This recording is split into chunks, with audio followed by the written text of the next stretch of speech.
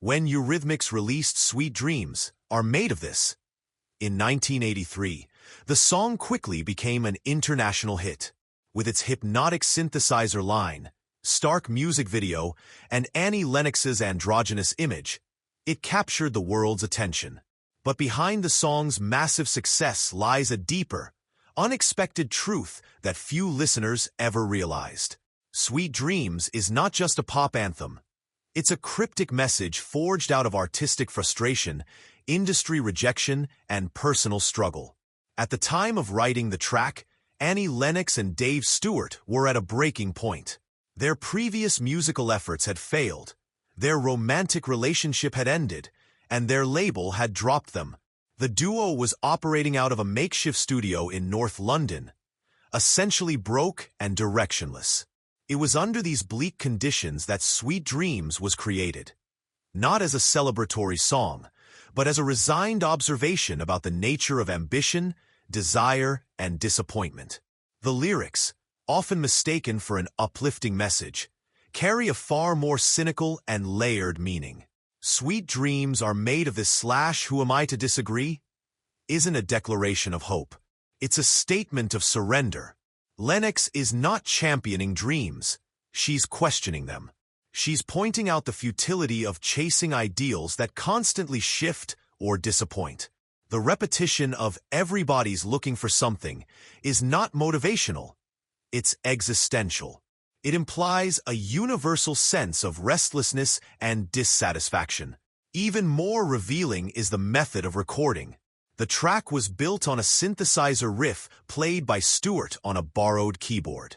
The beat was minimalistic because they had few resources. This stripped-down, cold production style wasn't just aesthetic, it was necessity. But that minimalism also reflected the emotional numbness the duo was experiencing.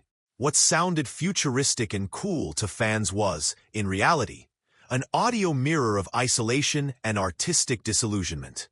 The success of Sweet Dreams came after the duo decided to press the song themselves, without any label support. A radio DJ picked it up by chance. It was only after it began charting independently that RCA took interest again.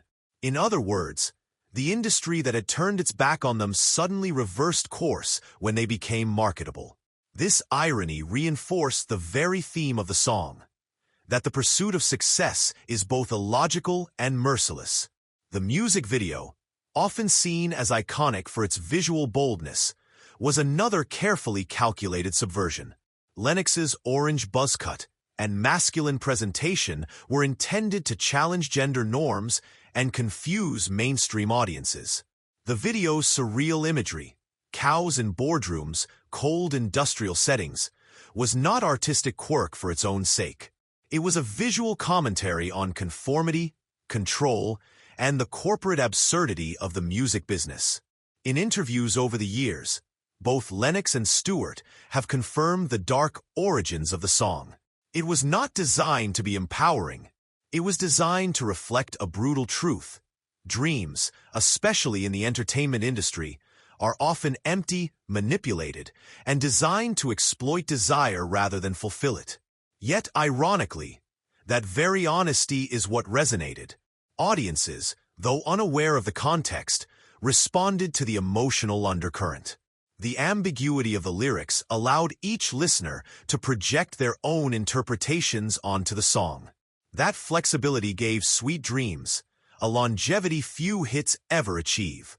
Today, the track is heard in films, commercials, remixes, and political campaigns. It's celebrated as an anthem, but its origin story reveals it to be something far more subversive. It was born in failure, sharpened by rejection, and wrapped in the glossy finish of synth-pop, not to celebrate fantasy, but to expose its dangers. The truth behind Sweet Dreams is that its genius lies not in its catchiness, but in its contradiction. It's a song about disillusionment that became a global dream. It's a critique of industry mechanics that became one of the industry's biggest tools.